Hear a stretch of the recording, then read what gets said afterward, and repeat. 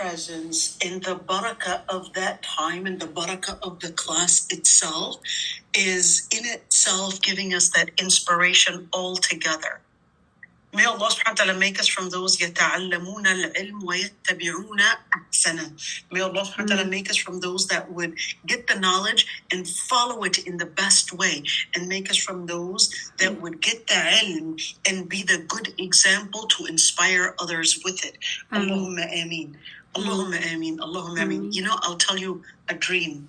I dreamt that my husband and a man comes over, and then I'm selling honey and my husband is selling honey. But then this honey expert comes over and he says, okay, I need to see your honey jars. So I get my jar, the honey expert, and my husband gets his jar. And then my jar of honey was extremely pure, and my husband's jar of honey was actually full of, it was kind of murky, blurry. And then that expert, he looked at my jar of honey and he said, this is pure and this is more genuine. And subhanAllah, my husband, I'm not at all trying to devalue his work, but his work is outstanding and it's real honey. Okay. But subhanAllah, the work that he's doing in defending Islam, having all these different misconceptions to respond to them, it really takes so much of your energy. It takes so much of your energy. It takes so much of your focus. But there's nothing like going back to Islam itself without needing to go into all those different, let's call them blurry, murky, all these different particles that may be in there, and just going back to the resource, back to the Quran, back to the Sunnah, back to the books of tafsir, back to those genuine resources. That's what really brings in the honey, brings in that sweetness, all of that.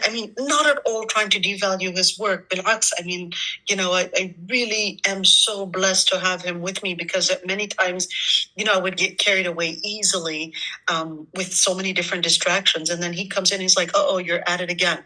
You're worrying about these 5-pointer issues. You remember the 5-pointer things that we talked about yesterday, and not focusing on the 20-pointer or the 20 credit issue, and you need to focus on that. And he comes in to tell me, focus, you're losing it again, and get me on track. And subhanAllah, so lucky to have him. But I must admit, that dream, it really inspired me with our tafsir, because we're mainly just doing tafsir. And in tafsir, we're just going back to Quran and Sunnah. We're not getting distracted with all these different things here and there.